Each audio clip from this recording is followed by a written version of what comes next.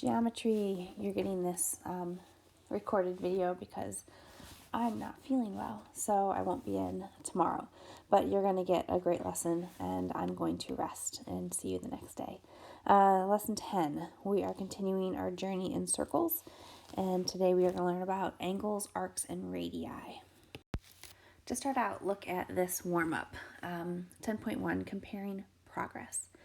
Han and Tyler are each completing the same set of tasks on an online homework site. Han is using his smartphone and Tyler is using his tablet computer. Their progress is indicated by the circular bars shown in the image. The shaded arc represents the tasks that have been completed. When the full circumference of the circle is shaded, they will be finished with all the tasks.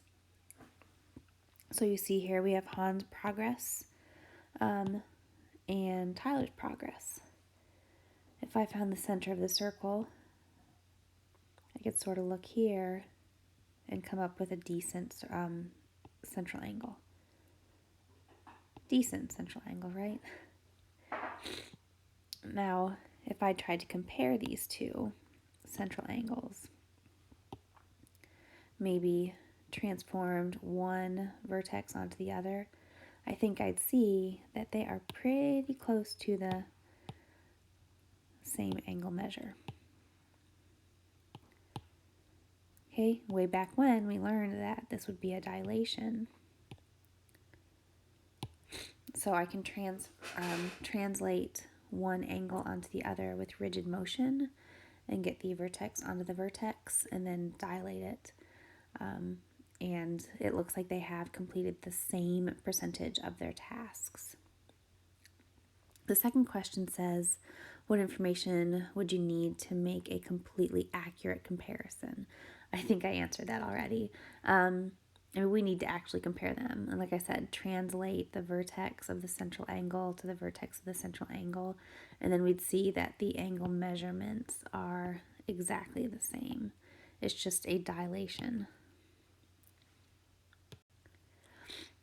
And we already answered this, right?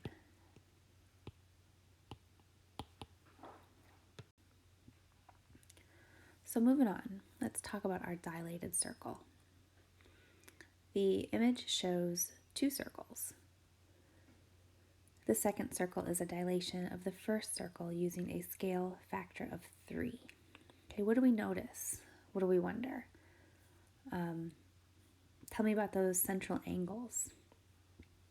The central angles actually are the same measurement. So the central angles of both circles are congruent. So in essence, we learn here when the circles are dilated,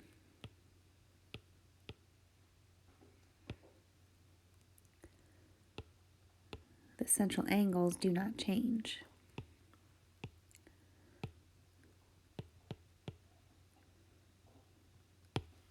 The central angles remain equivalent, right? The things that do change are, okay, the lengths of the radii,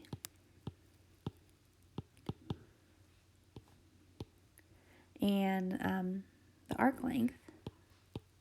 Those are changing. So I have the arc length and the arc length, and then I guess I should have done that in blue. I don't know if I can now. Ooh, I can. Keep everything organized, right? And then also the area of the sector. Those are the things that are changing, which would be the area of the sector. Those are all going to change with the scale factor of our dilation. At this point, I'm also going to remind you, let's put it in red, that circumference equals 2 times pi times r, or pi times d, because d is equal to 2 times r. All right, so let's look at the questions. They're written a little small here, so why don't I go ahead and get a new page. So here, the drawing's a little wonky. I apologize for that. And you're going to hear my dog walking around in the background noise and her nails hitting the floor. So for those, I apologize. But for each part of the dilated image, determine the factor by which it's changed when compared to the corresponding part of the original circle. So we have a scale factor. We've said we're going from the little circle to the big circle with a scale factor of 3. So we look at let's do number 3 first. If we look at the radius of the original circle and the radius of the dilated circle, our scale factor, let's see, for each determine the factor, it's going to be a times 3. Okay, it's going to be an increase by a factor of 3. The length of the arc is also going to be an increase by a factor of 3. Because those measurements are just distance measurements, the scale factor that is given is used just as a multiplication. When it goes bigger, it's times 3.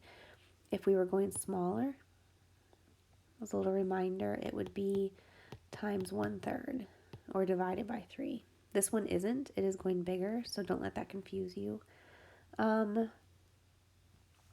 The central angle would be no change, because as we said, when circles dilate, the central angles do not change.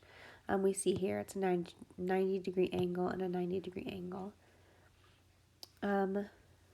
Number 5 is the ratio of the circumference to the diameter does not actually change. Okay, think about what that question is asking. The ratio of the circumference, which is let's just say pi d. Gosh, because we said the circumference is either 2 pi r or pi d. So there's some for circumference to the diameter. We have pi d over d. It's just pi. Okay, it doesn't account for the scale factor at all. So to review, we have number 2, the central angle does not change because the dilation, the angle is congruent to either the smaller circle or the larger circle. There is no change in the angle measurement. The radius is your scale factor multiplied by 3 as long as you're getting bigger, and dividing by 3 or multiplying by 1/3 if you're getting smaller. The length of the arc defined by the sector, you're also going to do just your scale factor because you're getting bigger, or you can multiply by the fraction if you're getting smaller. Number 5, the circle circumference to the diameter doesn't change with the scale factor. It's just a factor of pi. The most important one here, though, is the area of the sector. We know that area is going to be some value squared, no matter what we're measuring, circles, squares, rectangles, anything. The answer is something squared. Here we have pi times r squared. So for our small circle, it's going to be just pi r squared. For our bigger circle, it's going to be pi, but our radius is times 3 squared. Therefore, our area is going to change by a factor of 9. Okay, it's going to change by a factor of the scale factor squared. In this case, 9, which is 3 squared. Okay, that's the only really confusing one. Everything else changes what would make sense just in our rational mindset. But that area one, because area is a value squared, if you're scaling something, it's going to be that scale factor squared. Okay?